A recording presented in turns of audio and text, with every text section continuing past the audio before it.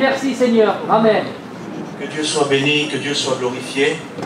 Merci à Dieu pour la grâce de Dieu qui nous est donnée ce soir, de pouvoir être là pour écouter des chants, des témoignages. Ce cantique a été chanté, le dernier cantique qui dit qu'il ne faut plus attendre le mouvement de l'eau pour être béni. C'est une vérité que la parole de Dieu révèle.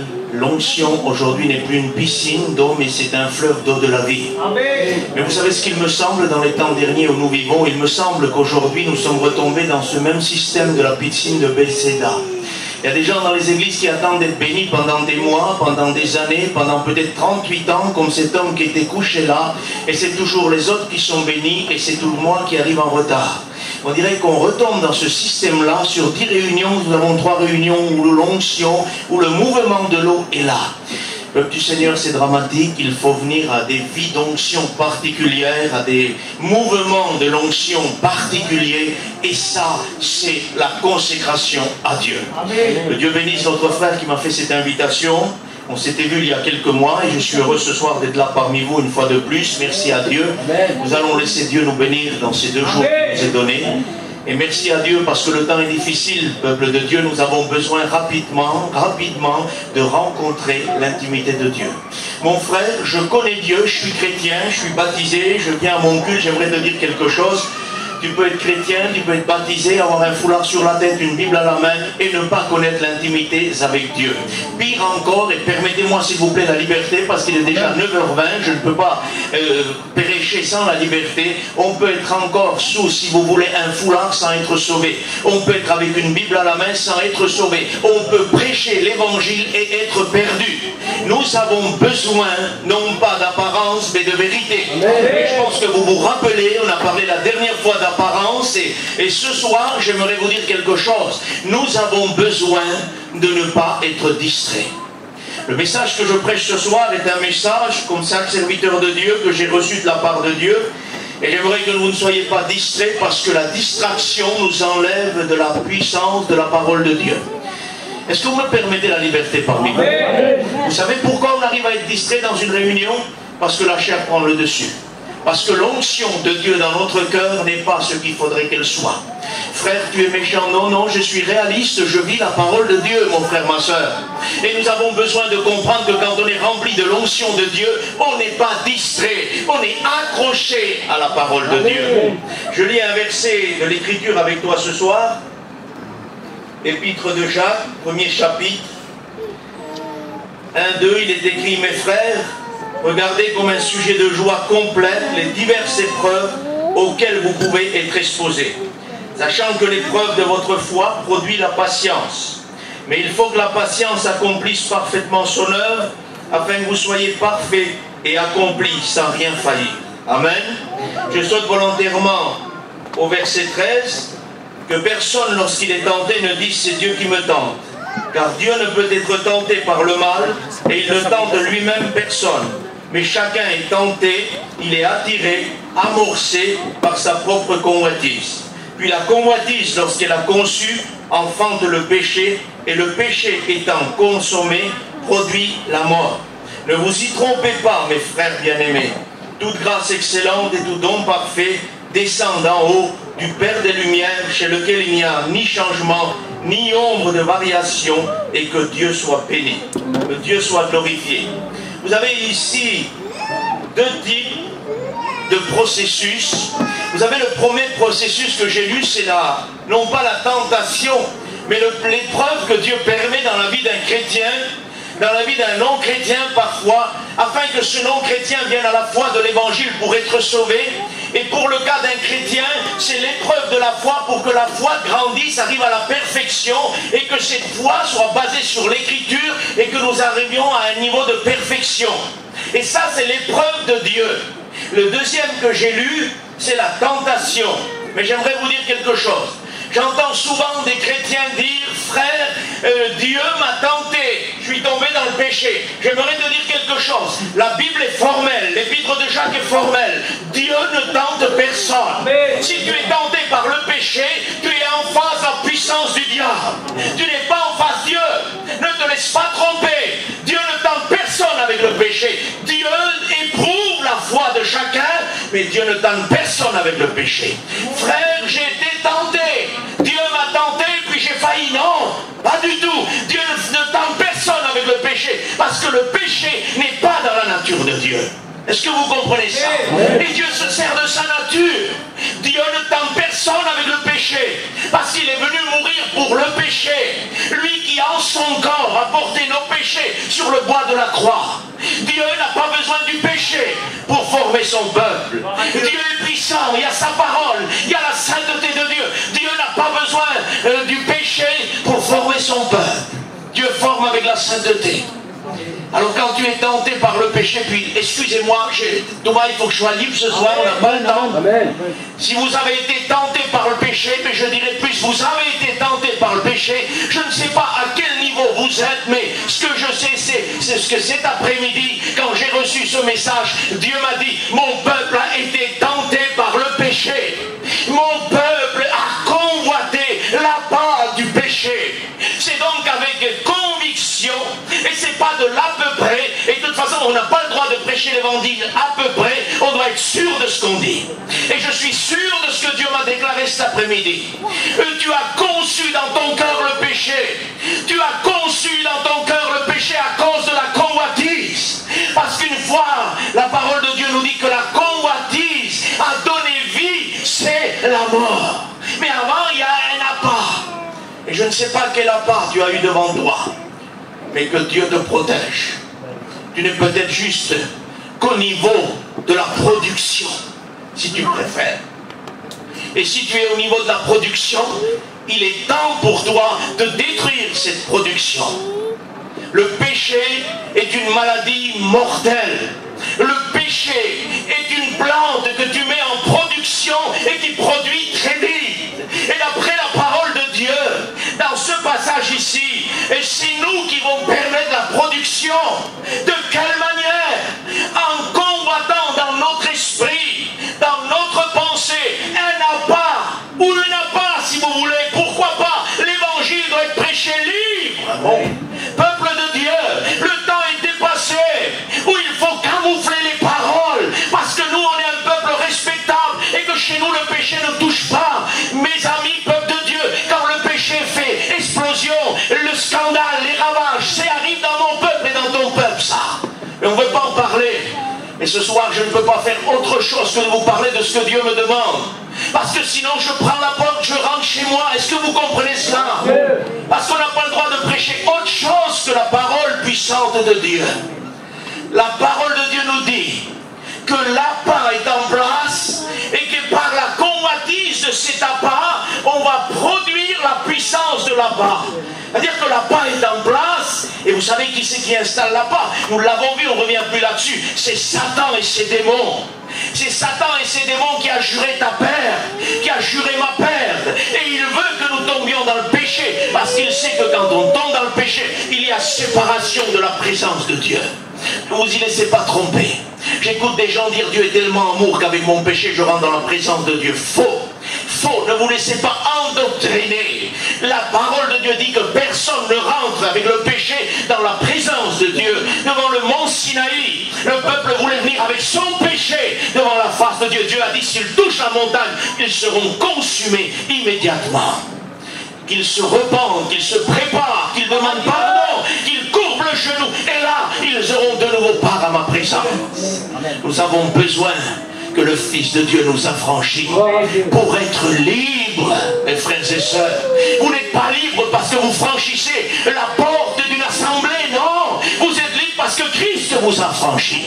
Vous pouvez être les plus grands esclaves du péché et venir à la réunion et prendre votre culte et passer par les eaux du baptême. Vous pouvez être les plus grands esclaves du péché. Frère, tu exagères? Non, non, j'exagère pas. Venez à l'évidence, je vous en supplie. Soyez réalistes. Le problème est devant nos yeux. Les problèmes sont là. Et on est toujours en train de donner la main au diable, Doumaï, et d'aider le diable à camoufler. Non, chez nous, ça n'arrive pas. Chez nous, il n'y a pas ça. Il y a ça chez toi et chez moi dans notre peuple. Il y a des années en arrière, on ne voyait rien de scandaleux dans notre peuple. Aujourd'hui, tout ça est résolu. Tout ça est mis aux oubliettes. Le péché, je le dis souvent, est le moins raciste que je connais. Parce que le péché va frapper les Roms, les Catalans, les Espagnols, les Manouches, les sédentaires. C'est le moins raciste que je connais. Il ne regardera pas que tu as une coutume dans ta main. Il ne regardera pas que tu observes une coutume. Il regardera qu'il va poser un appât. Et cet appât va détruire ta vie, ton foyer, tes enfants, ta famille. Et l'attraction du péché va être différente après. Parce que la Bible nous dit que le péché, il faut que je le traduise comme ça. Le péché a une allure de miel, doux comme le miel, tout mal. Le péché présenté par Satan et l'appât que Jacques révèle est présenté comme un bol de miel. Et en plus doux, un miel doux, merveilleux, quelque chose d'extraordinaire.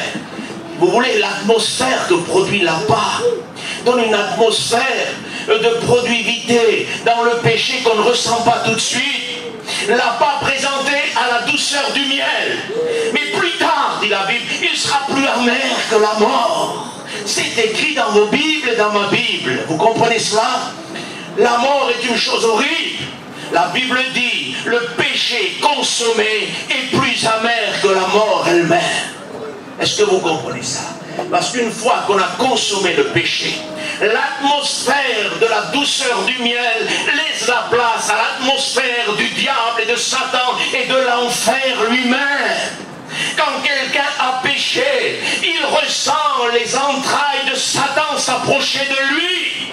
Et dans l'église de Jésus-Christ, il n'y a pas d'approche avec le diable, si ce n'est avec Jésus-Christ.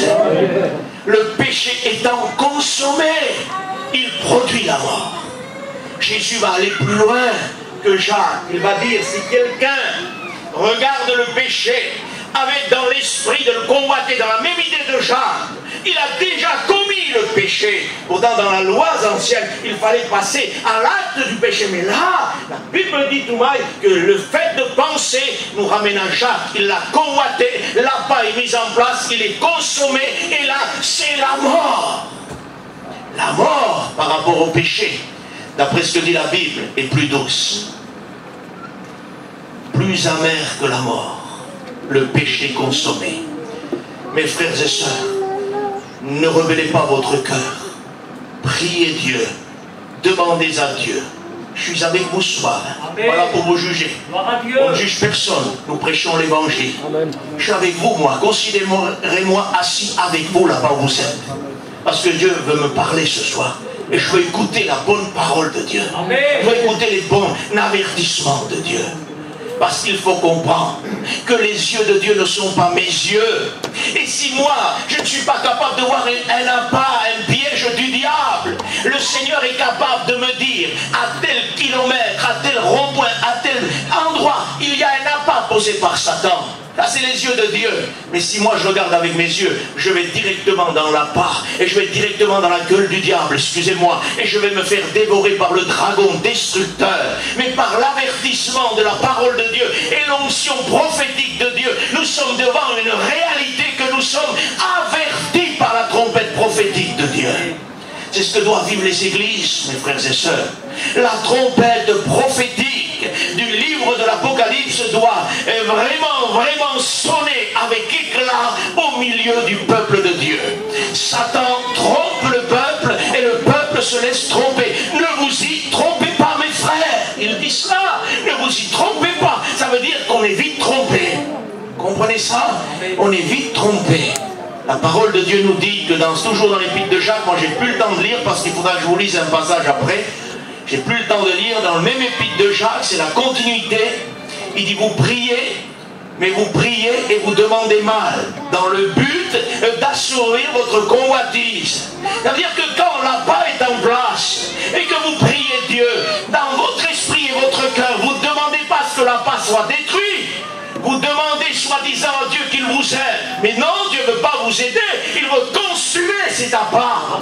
Comprenez? Vous faites rentrer Dieu dans une certaine faiblesse que vous avez. Aide-moi, Seigneur, je suis tenté. Tu m'as tenté, aide-moi. Non, non, faites pas rentrer Dieu dans votre faiblesse. Dieu est la puissance et l'autorité. Dites, brise l'appât, brise le péché. Sors-moi des griffes du diable. Parce que si vous avez convoité, vous êtes dans les griffes du diable. Si j'ai convoité, je suis dans les griffes du diable. Que Dieu nous y aide. Que Dieu nous fasse grâce. Vous pouvez peut-être dire, ah, moi ça m'arrivera jamais. Moi je suis un chrétien bâti et ça ne m'arrivera jamais. Laissez-moi vous dire quelque chose à côté du diable. de son expérience, de son astuce, de sa tromperie, de son mensonge. Nous avons besoin d'être investis par Jésus-Christ de Nazareth. Être remplis du Saint-Esprit, remplis de son onction. Vous demandez mal, dans un but qui n'est pas le but voulu. Tout ce que vous demanderez selon ma volonté vous sera donné. Ça veut dire qu'ici, il manque le but, Doumaï. Il demande mal. Et vous avez besoin, plus que jamais, de demander de la bonne manière.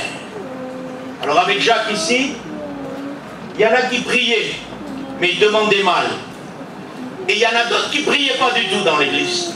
Parce qu'il va dire, pour certains, vous demandez et vous ne recevez pas. Et pour d'autres, il va dire, demandez. Est-ce que vous comprenez? Comprenez le sens? Je vous le redis. Il dit, vous demandez, vous ne recevez pas. Et à d'autres, il dit, vous demandez, mais vous demandez mal. Ça veut dire quoi? Ça veut dire qu'il y en a qui priaient quand même. Des chrétiens qui prient quand même, merci Seigneur. Mais il y en a qui prient de la mauvaise manière. Il y en a d'autres qui ne prient pas du tout. Vous ne recevez pas parce que vous ne demandez pas déjà. Donc il s'est confronté à deux groupes de personnes. Des chrétiens qui prient mais qui demandent mal, ne se reçoivent rien. D'autres qui ne prient pas du tout, ils ne reçoivent rien. Ce n'est pas le tout de prier. Il faut prier selon la volonté de Dieu. Et cette direction vient du Saint-Esprit. Pourquoi il met la prière?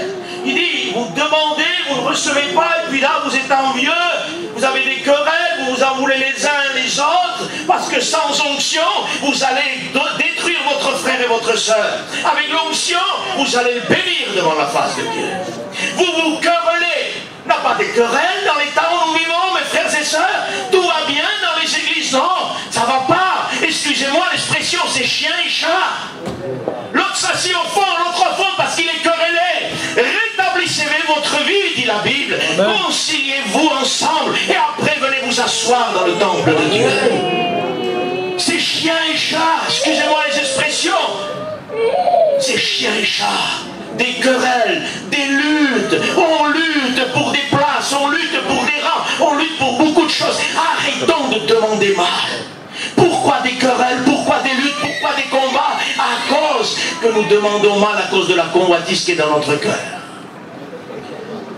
Vous n'avez pas lutté contre la chair et le sang, dit l'apôtre Paul, mais contre Satan et ses démons. Voici votre combat. Arrêtez de combattre votre frère ou votre soeur. Ce n'est pas votre ennemi c'est le diable, c'est Satan, c'est ses démons. Le jour où vous avez accepté Dieu, le jour où vous êtes venu à Christ, laissez-moi vous dire que vous avez une responsabilité, c'est de combattre dans la prière. Amen. De combattre dans la prière. Parce que si vous ne combattez pas, l'appât présenté va être plus fort que vous. C'est tout. C'est pas compliqué l'évangile. Seigneur, mais comment faire face? Le diable est astucieux, il est menteur, il présente un appât. Comment faire? En ayant la prière et la consécration dans ma vie et dans ta vie, l'appât perd de son attrait. Vous comprenez ça? Quand vous êtes rempli de l'onction de Dieu, l'appât présenté perd de sa valeur. Amen. Si vous êtes vide de l'onction, l'appât présenté va prendre de la valeur. Que Dieu vous bénisse. Parce que Satan rend les choses belles quand elles sont vilaines. Comment ça, frère? Il est arrivé à faire croire que le péché est bon. Il est arrivé à faire croire aux hommes que le péché consommé est merveilleux. Il est arrivé à faire croire que le péché est quelque chose de bien. Le péché est le plus destructeur. Le péché est vilain. Le péché est satanique. Le péché, c'est l'enfer. Il n'y a pas d'issue, mes frères et sœurs. Si quelqu'un pêche volontairement et qu'il se dit chrétien et qu'il a confessé par les eaux du baptême quand il est venu son engagement d'une bonne conscience envers Dieu et qu'il vit dans le péché, excusez-moi, il n'y a pas de sacrifice, dit la Bible dans le livre d'Hébreux, il n'y a plus de sacrifice pour les péchés volontaires, mais une attente terrible de jugement qui dévorera les rebelles. Arrêtons de se rebeller contre Dieu. Arrêtons de se rebeller contre ceux qui nous avertissent. Il y a des gens qui ne veulent pas l'avertissement. Ils nous jugent, il est en train de dévoiler nos vies pour nous juger. Oh, le Seigneur dévoile nos vies parce qu'il nous aime. Je prie Dieu qu'il dévoile mes vies à tout instant.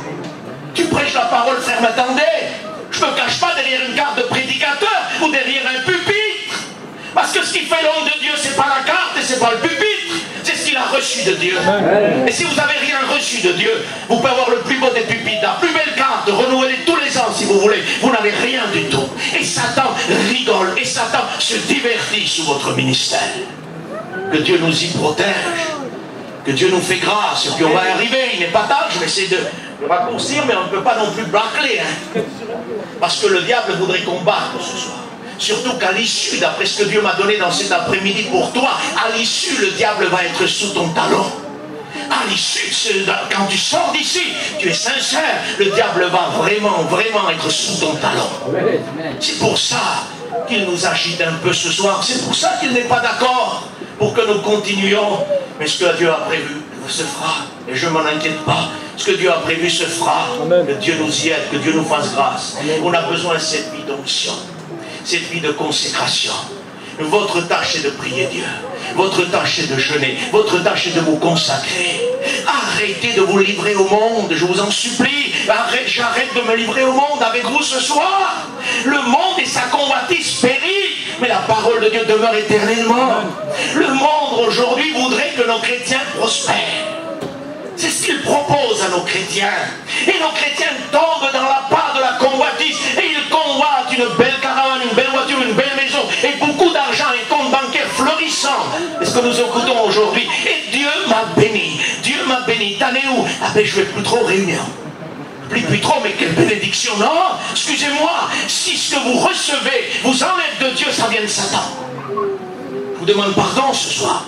Ce que je reçois tout mal, si ça m'enlève de la consécration, ça vient de Satan. Ça ne vient pas de Dieu.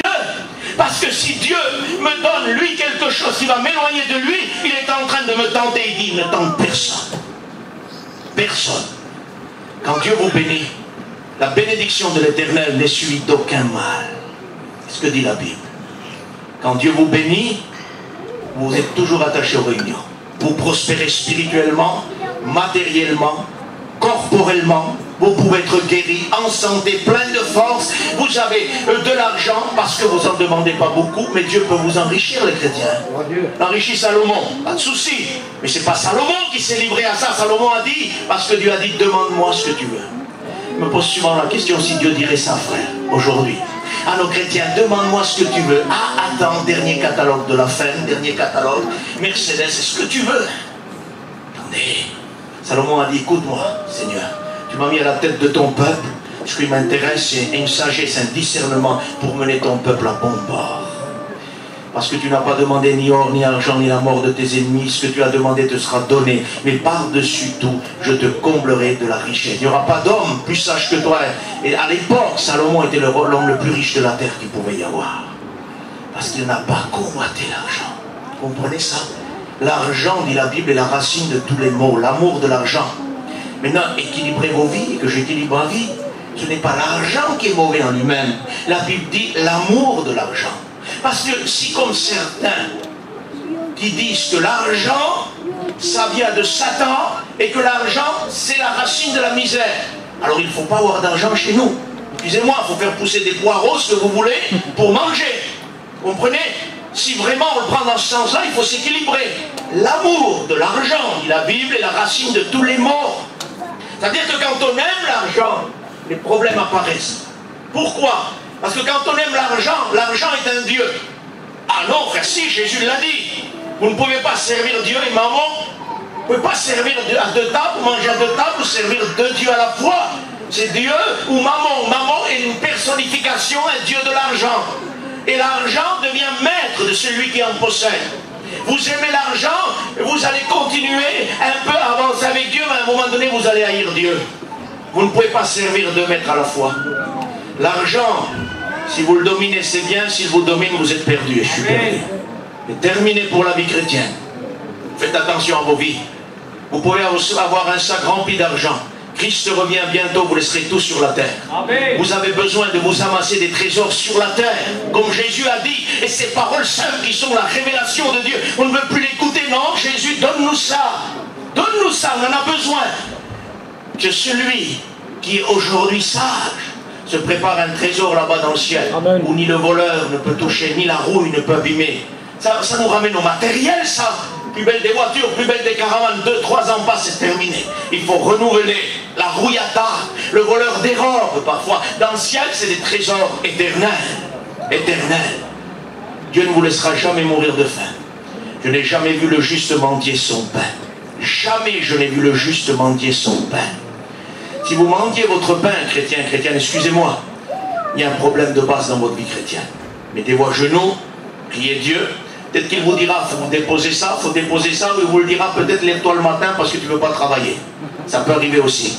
Il y a des chrétiens, écoutez, qui m'ont dit, même des serviteurs de Dieu, frère, non, on ne travaille plus. Vous vivez comment? Ah, mais on se débrouille. On se débrouille, mais attendez, et je voudrais vous dire quelque chose. Vous savez comment ils se débrouillent? Il faut que les autres pourvoient pour eux. Ça va une fois ou deux. Église du Seigneur. Mais on n'est pas des mendiants. On a un Dieu riche. Alors travaillons, soyons équilibrés. Que celui qui ne veut pas travailler, dit Paul, ne mange pas. C'est l'enseignement de la Bible, ça. Ils sont tellement spirituels qu'ils ne veulent plus travailler. Et si vous voyez un peu travailler, et vous dites, ah ben, il aurait mieux fait de prier. D'accord. D'accord, mais il y a un temps pour toutes choses. Il faut savoir prier, il faut savoir aussi travailler. Parce que si on ne veut pas travailler, on ne mange pas. Et vu qu'on est comme on est bâti, ça m'étonnerait qu'on ne veuille pas manger. Vous comprenez ce que je veux dire? Alors nous avons besoin de venir à l'évidence de l'équilibre de la parole de Dieu. Travailler pour pouvoir à vos besoins. Que vous n'ayez à demander à personne, mais que vous soyez ceux que Dieu bénit dans sa maison. Il y en a qui vous disent ça, il ferait mieux de travailler. Ils ne travaillent pas parce qu'ils sont spirituels. Vous croyez, d'après ce qu'ils disent, que toute la journée ils sont en prière. Mais sonnez à l'improviste, ils sont en sieste. Jamais ils prient, jamais ils lisent, ils font que faire la sieste. Et il y en a qui osent dire, je médite en dormant. Ça m'est arrivé. Ça m'est arrivé, c'est vrai, dans la nuit que Dieu me réveille, comme les frères serviteurs de Dieu pourraient le dire. Mais attendez, quand on va prier, on ne va pas dormir. On prie ou on dort. On ne trompe pas Dieu. Ne vous y trompez pas, dit Jacques. Ne vous y trompez pas. On ne trompe pas Dieu. Difficile de tromper les hommes, et alors Dieu. Comprenez? On a besoin de revenir à cette prière.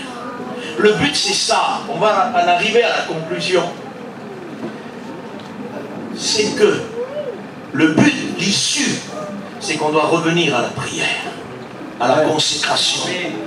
Pour faire perdre de son attrait là-bas. Mais donnez-moi quelques minutes, je vous en supplie, pour que nous puissions arriver à ce que Dieu veut faire. Vous avez chaud, j'ai chaud aussi, hein, frères et sœurs, j'ai chaud comme vous avez chaud. On est tous ensemble ici. Nous avons besoin de comprendre qu'un homme de Dieu comme Samson, à un moment donné, pouvait déchirer un lion en deux comme on déchire un chevreau. C'est écrit ou pas dans la Bible ça? Je ne lis plus, je vous le cite. Vous le lirez, c'est dans Juge 16, 17. Il pouvait déchirer un lion par la moitié comme on déchire un chevreau. Comprenez? Ça veut dire quoi ça? Ça veut dire que l'onction le saisissait. Et par cette onction, il dominait le diable. Parce que le lion, c'est le diable. Donc quand vous êtes dans la prière, et on va le voir avec Samson, vous avez l'autorité du lion de Judas. Vous avez l'autorité du Christ, l'onction particulière. Là où Christ a dit, vous marcherez sur la puissance de Satan. Comment se fait-il que le diable arrive aujourd'hui à détruire les églises et les chrétiens? On a l'autorité, peuple de Dieu. C'est nous qui détruisons le diable. Pour quelle raison on n'y arrive pas? Parce qu'il n'y a plus de prière. Il n'y a plus de jeûne, il n'y a plus de consécration. Sinon, une coutume routinière de quelques minutes pour prier le repas, pour prier le soir avant de dormir, le matin pour présenter la journée. Il faut le faire, c'est bon de le faire. Je le fais, tu le fais. Mais il n'y a pas que ça, frères et sœurs. Il faut combattre dans la prière. Il faut arriver à passer des minutes devant Dieu, à pouvoir agoniser. Paul dit, je souffre dans le corps comme un fidèle soldat de Jésus-Christ. Le mot souffrir est traduit par agoniser. Où sont les chrétiens et les chrétiennes qui agonisaient dans la prière? Là où la chair devait se taire à un moment donné, et l'agonie que produisait le corps nous rapprochait de Dieu. C'est ce qu'on a besoin. Vous voulez y arriver jusqu'à la fin? Répondez-moi, vous voulez arriver jusqu'à la fin? Alors, armez-vous jusqu'à la fin. Alors avancez vers Dieu et restez dans cette présence de Dieu, parce qu'il y a des appâts d'installer. Il y a des obus à détection automatique pour les chrétiens installés par le diable qui vont détruire les vies chrétiennes. Les appâts sont installés. Ah, moi ça ne me touche pas. Tu sais pourquoi? Parce que tu n'es pas tombé en face d'un appât. Mais si tu n'es pas rempli de l'onction, si tu ne vis pas la vie de Dieu et que l'appât est présenté, tu vas directement dans l'appât. et tu n'y verras rien. Tu ne pourras rien y voir. Parce que ce qui te révèle là-bas, c'est l'onction que nous avons reçue. Vous n'avez pas besoin qu'on vous enseigne. Vous avez tout reçu. Vous avez reçu cette onction qui vous enseigne toutes choses. On a reçu. L'onction nous avertit. L'onction nous dit Satan est là. Tu n'as pas de Satan. Pourquoi vous croyez que la convoitise produit? C'est parce que la chair n'est pas encore morte. Parce que le livre de Colossiens dit, si vous êtes mort avec Christ, alors pourquoi vous impostons encore des préceptes? Ne goûte pas, ne mange pas, ne bois pas, ne vole pas. Et ces préceptes qui aujourd'hui vivent, on dirait aujourd'hui que pour baptiser quelqu'un et faire passer par les eaux du baptême, on est en train de faire des réunions de baptême pour lui dire fume plus, bois plus, vole plus, ment plus. Non, non, ça c'est l'œuvre du fruit de l'esprit. Gloire à Dieu Qui va le faire en lui. Nous allons le guider dans les bras de Jésus. Amen. Mais on ne peut pas lui dire ne fume pas, ne bois pas. S'il fume, s'il ne boit pas, il n'est pas prêt. Il doit venir à la majesté de Dieu. Il doit venir à la croix de Christ et dire pardon Seigneur, je me répands. J'ai besoin que tu me pardonnes. Fais-moi naître de nouveau. Cette cigarette ne restera plus parce que je vais naître de nouveau. C'est devant Jésus que les liens tombent. Vous comprenez? Quelqu'un qui m'a dit un jour qu'il fumait, il m'a dit écoute, j'ai tout fait. J'ai jeûné, j'ai prié pendant des jours et puis impossible, Dieu ne veut pas me délivrer. Ça va loin. Dieu ne veut pas le faire, donc bon, ben, ça doit être son temps. J'ai dit, je te pose une question, parce qu'à un moment donné, c'est une discussion de 15 minutes. De 15 minutes. Avec des serviteurs, il était là, il disait, oui, Dieu m'aide pas, Dieu ci, Dieu ça, mais à un moment donné, le Saint-Esprit a parlé.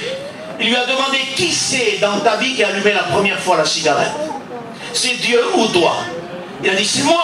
C'est à toi d'éteindre la dernière et de te libérer par la puissance de Dieu. Comprenez ça? À partir de là, il ne voulait pas se débarrasser de la cigarette. Attention, parce qu'il voulait la garder. Il aimait ça. Il a dit, d'accord, il est parti. Ça ne l'intéressait pas. Par contre, avec la même chose que je vous dis, j'ai vu un garçon à Paris être libéré dans une réunion immédiatement. Parce qu'il a compris, Dieu lui a dit, tu as allumé la première, à toi d'éteindre la dernière. C'était terminé. C'est Dieu qui l'a libéré. On ne se libère pas des cigarettes sans Dieu. Mais il y a cette volonté où on dit, Seigneur, c'est moi qui ai bu la première et la dernière, je l'éteins. Et en ta que j'y arriverai. Et Dieu va vous bénir et Dieu va vous aider. Et que Dieu soit béni. Cette onction qui était sur Samson est une onction particulière. Avec une mâchoire d'âne, il détruit 1000 personnes. 1000 Philistins qui sont 1000 démons. Avec une mâchoire d'âne. Croyez-vous que c'est la force de Samson? Croyez-vous que c'est dans la mâchoire que réside le résultat?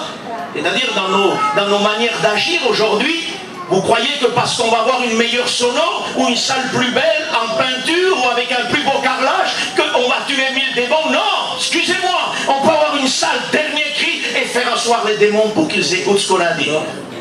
Ah non, frère, mais alors là, attendez, arrêtez de vous borner par de faux raisonnements.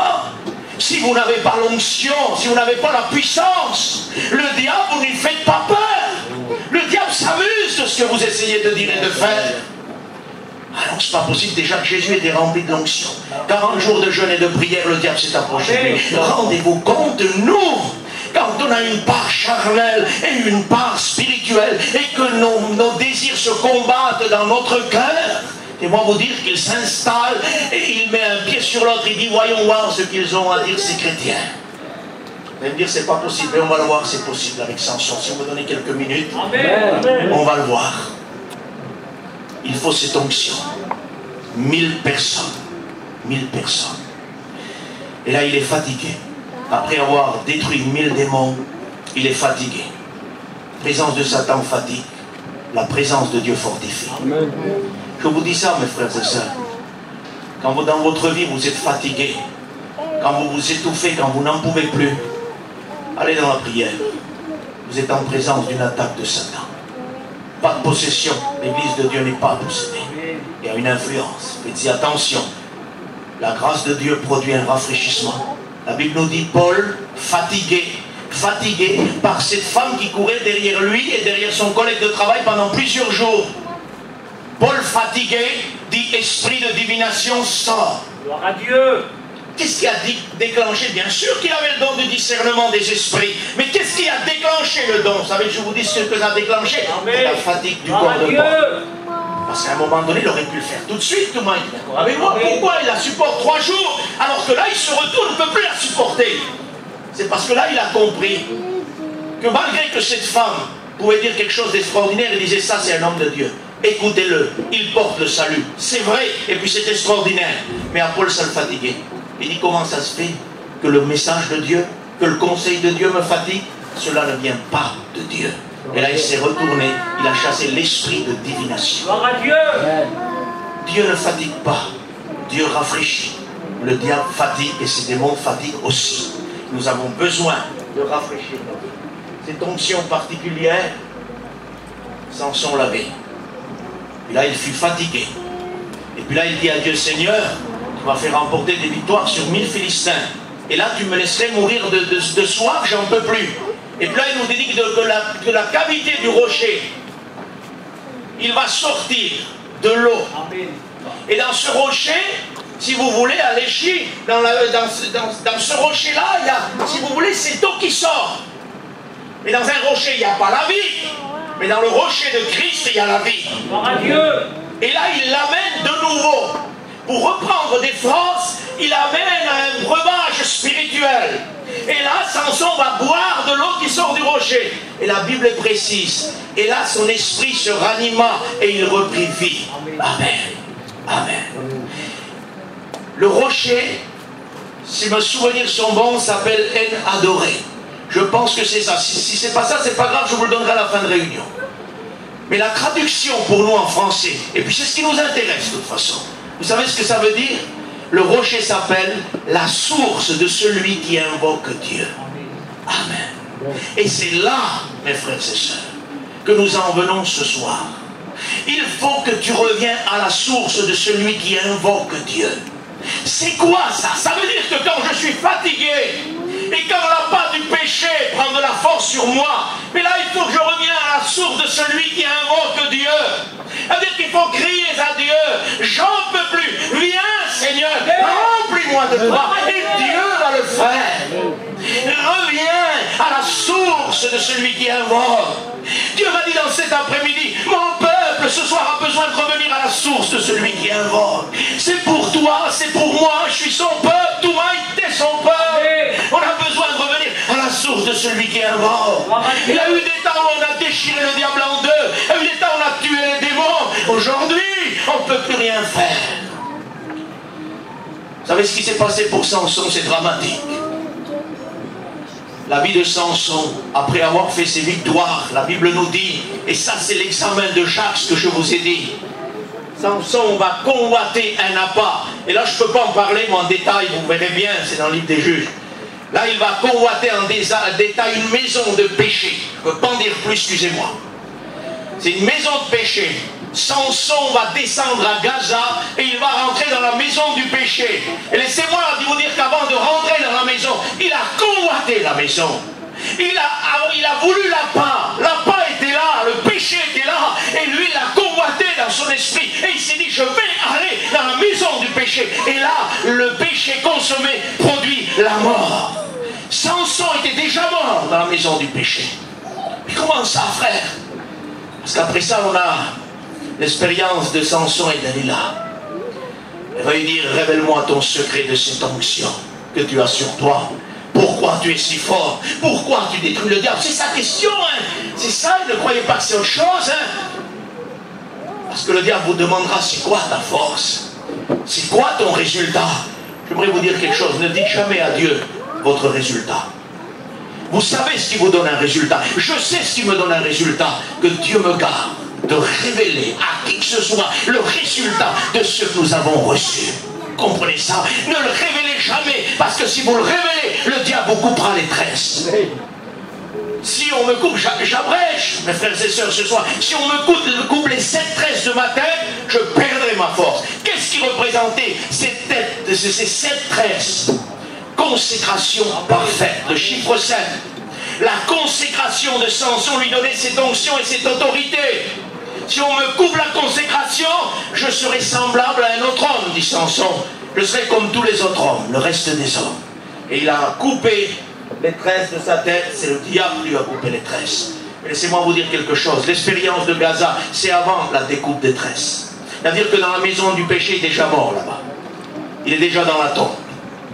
Il est en train maintenant d'être pris en charge par la séduction. Cette femme Delilah nous représente la séduction spirituelle de Satan. Une fois qu'on est mort spirituel, la séduction aura raison de vous. Tant qu'on est vivant, la séduction ne peut pas nous avoir. Une fois qu'on rentre dans la maison du péché, qu'on a convoité le péché, qu'il est consommé, c'est la mort. Samson était enterré dans la maison du péché. La convoitise l'a saisi, et là nous voyons une chose extraordinaire. Samson, comme les autres fois, il dit je m'en tirerai. Comme les autres fois. Il y a des chrétiens qui disent je m'en tirerai. J'irai au culte, je demanderai pardon, et comme les autres fois, je recommencerai dans mon péché. Cette fois-ci, dit la Bible, il ne savait pas que Dieu s'était retiré de lui. N'abuse pas de Dieu, mon frère, ma soeur. N'abuse pas de la patience de Dieu. N'abuse pas du sacrifice de Jésus. Ne viens pas demander pardon tous les dimanches pour le même péché. Demain, si tu as quelque chose à confesser, si j'ai quelque chose à confesser, ça reste au trône de la grâce demain. On ne sort pas d'ici avec, vous comprenez? Sinon, si on revient toutes les semaines avec, vous abusez de la grâce de Dieu. Vous abusez de la grâce de Dieu. Nous avons besoin, plus que jamais, que la grâce de Dieu nous bénisse. De confesser nos péchés. De ne pas abuser de Dieu. Cette fois-ci, encore je m'en sortirai. Non.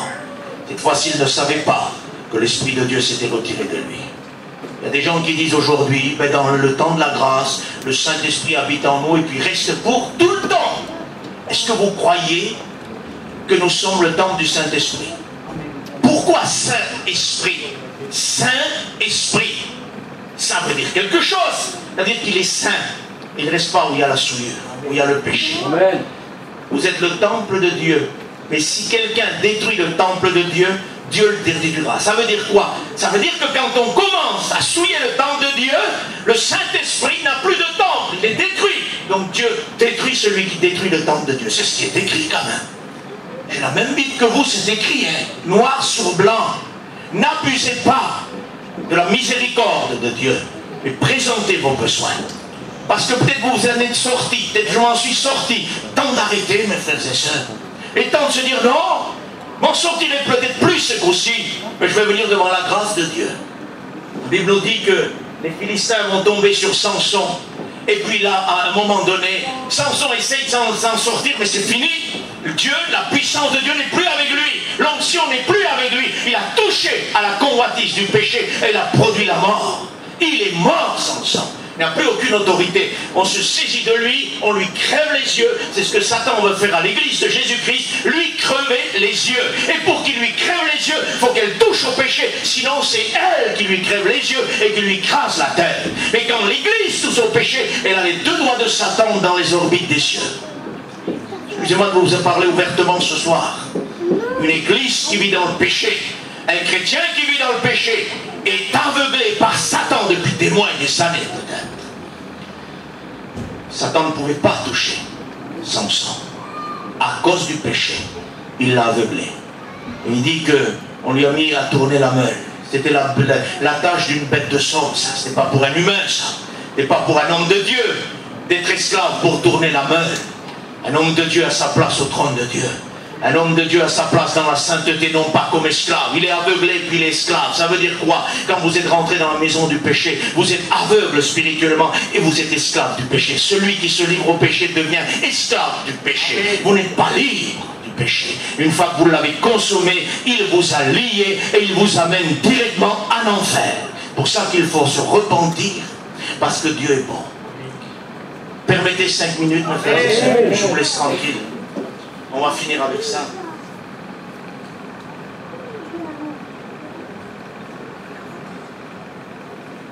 Souvenez-vous que je vous ai dit, et vous le savez, c'est écrit dans vos Bibles, il déchirait le lion par la moitié.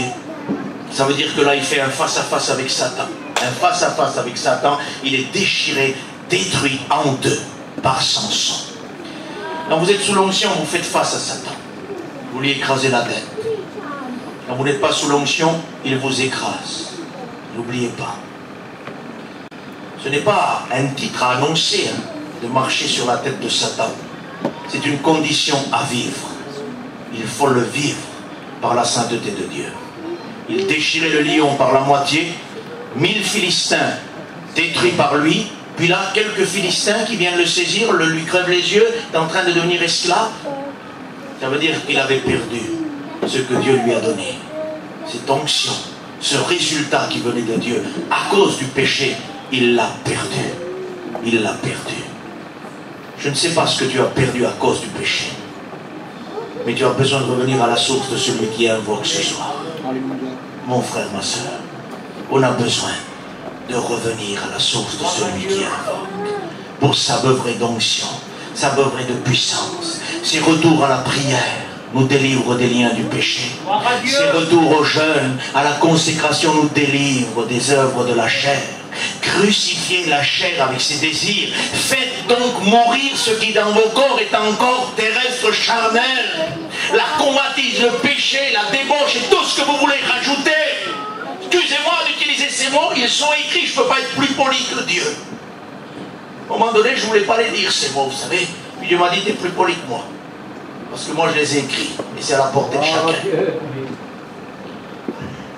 Revenez à la source. Je reviens avec vous ce soir. Savez-vous pourquoi? Parce que j'ai peur que Satan me pose un appât, mon frère. Et qu'à cause de cet appât, je convoite cet appât. Et que je consomme cet appât. Et que la mort spirituelle en vient. Pour ne pas arriver là, je vais à la source de celui qui est invoque. Je prie Dieu ce soir, je dis Seigneur, s'il te plaît, permets-moi de revenir dans la prière.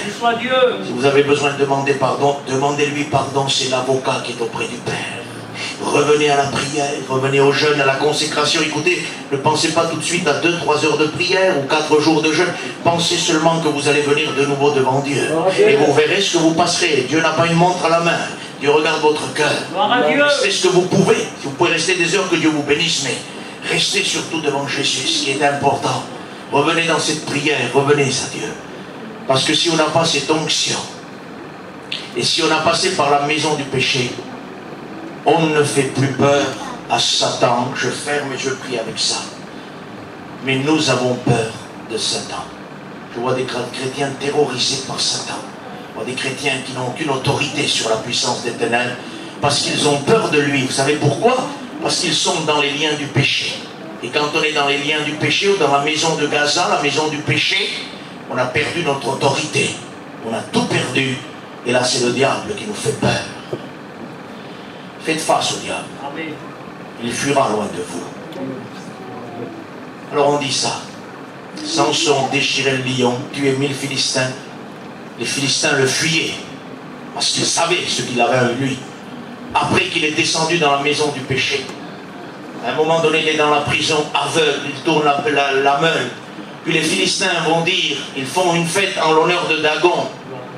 Et puis là, les Philistins, ils vont dire qu'on nous amène Samson au milieu de nous et qu'il nous divertisse un peu.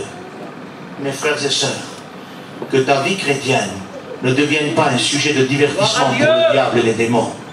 Que mon ministère ne devienne pas un sujet de divertissement pour le diable et ses démons. Mais que ta vie chrétienne et que mon ministère soit un abattement complet de la puissance satanique.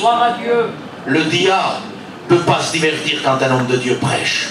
Quand un chrétien témoigne, quand un chrétien chante, le diable tremble. Ici, il est diverti. Que Dieu nous protège des églises de divertissement qui sont en train d'apparaître aujourd'hui, où on exclut la sainteté et on veut juste divertir. Par nos plaisanteries, par nos manières de chanter, de faire, nos manières d'agir. Comprenez ça? C'est du théâtre sans onction. Sans onction, c'est théâtral. Avec l'onction, c'est divin. Je vous en supplie, mes frères et sœurs, arrêtons de faire du théâtre. Nous ne voulons pas divertir le diable. Parce que si vous êtes dans la maison du péché, écoutez, je le prends sur moi, pour ne pas exagérer avec vous. Excusez-moi d'exagérer, mais la parole de Dieu est la parole de Dieu. Je le prends sur moi. Tout moi, si je suis dans la maison du péché, quand je prends la parole pour prêcher, le diable s'assit en train de se divertir, il dit bravo, j'approuve ce que tu fais là, tu es dans le péché, tu es dans mes liens, tu m'appartiens, et tu chantes, et tu loues Dieu, et tu prêches pour Dieu. Tu as établi un trône satanique comme dans l'église de Pergame. Pour ça qu'ils s'assoient en face. Quand vous avez l'onction de Dieu, vous êtes rempli de Dieu. Le diable tremble dès que vous prenez la parole dans le chant, la témoignage ou la prédication. Le diable fuit, il tremble, il ne veut pas rester rester là, parce qu'il a peur. Et quand vous êtes dans la maison de Gaza, alors il vous rappelle sur la scène. Il vous rappelle. Les appels se font de la part de Dieu pour le peuple de Dieu, non pas de la part de Satan et ses démons. Satan n'a pas autorité sur nous pour nous appeler pour le divertir. Je ne veux pas divertir Satan quand je prêche. Je veux lui écraser la tête. Quand tu chantes, ne divertis pas Satan. Abats-le par la louange. Et le psalmiste dit, ils ont la louange dans leur bouche et ils lient les puissances des ténèbres. Quand on chante, il y a un but. Je vous dis ça, excusez-moi d'avoir pris quelques minutes. Je vous dis ça. Aujourd'hui, quand on chante, ne vous imaginez pas que c'est pour arriver quand même à gagner une demi-heure avant la prédication. Pas du tout, hein. La logique biblique, c'est que celui qui dirige la réunion est en train de commencer à lier la puissance des ténèbres qui veut empêcher que la réunion ne se fasse. Vous comprenez ça? Alors qu'on arrête de divertir, qu'on arrête de jouer au ténor, qu'on arrête de jouer au scribe, au secrétaire. On m'a demandé une question l'autre jour, combien de promesses il y a dans la Bible? J'ai dit, je ne sais pas combien il y a de promesses dans la Bible, mais j'ai tout le temps saisi ce que Dieu a voulu me donner. Et je prends cela. Comprenez-vous ça? J'ai dit, adressez-vous à quelqu'un d'autre qui fait du secrétariat. Moi, je ne fais pas du script, du secrétariat. Besoin d'une note spirituelle? Pas de problème, mais du secrétariat, je ne sais pas en faire, excusez-moi. Il y a beaucoup de secrétaires aujourd'hui. 36 versets, 80 fois le retour de Jésus, 360, ce que tu veux. Combien de livres dans la Bible, combien de ça, ils arrivent chez vous. Croyez qu'ils veulent être bénis. Combien il y a des livres dans la Bible? J'ai envie de leur dire tout mal des fois, mais compte-les, ouvre la Bible et compte-les, laisse-moi tranquille. Ça va t'apporter à quoi? Savoir combien de livres il y a dans la Bible. Tu veux connaître la croix, tu veux connaître Jésus, va parler de Jésus. Gloire à Dieu. Prenez ça. Les secrétaires. Il y a une différence entre un secrétaire et Jésus. Les gens ont dit de Jésus, celui-là n'enseigne pas comme les scribes, c'est-à-dire les secrétaires. Il le fait avec autorité, exousia, pleine autorité dans l'onction de Dieu. C'est ça que nous avons besoin. Dans le témoignage, dans le chant, dans la prédication, c'est ça que nous avons besoin. Mon frère, ma soeur, on prie Seigneur, tu as besoin de revenir à la source de celui qui est avant. Fais attention à Gaza. Fais attention à la part qui t'est présentée. Je passe où tu en es, je ne peux pas le dire.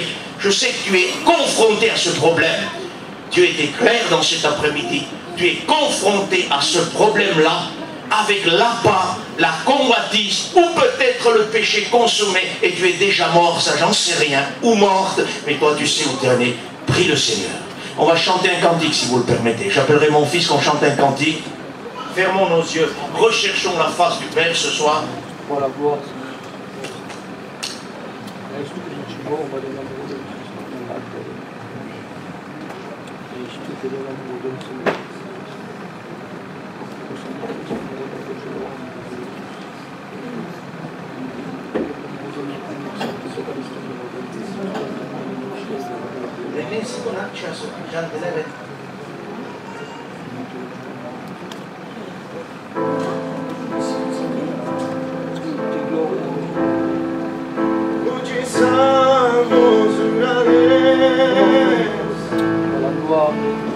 Ce cantique dit prie fort. Ce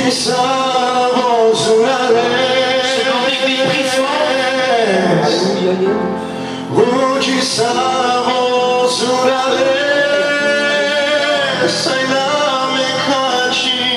Ne laisse rien, arrêtez la prière.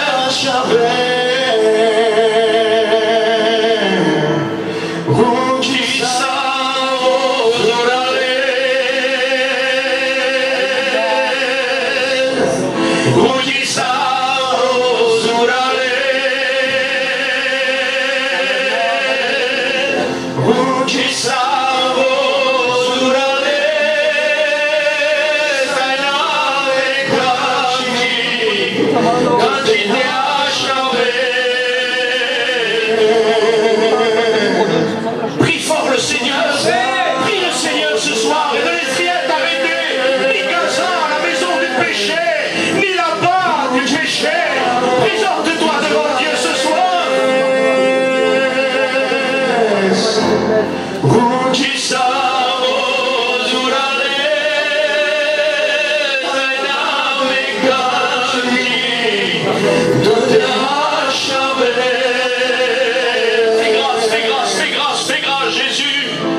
ce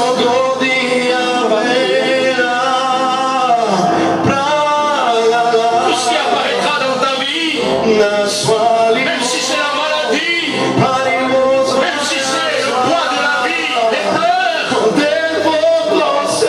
Dieu essuie les larmes de tes yeux. Alléluia.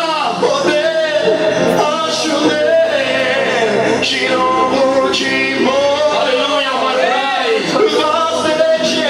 Amen. Lève tes mains à Dieu, dis ce cantique. Lève tes mains à Dieu, prie Dieu ce soir.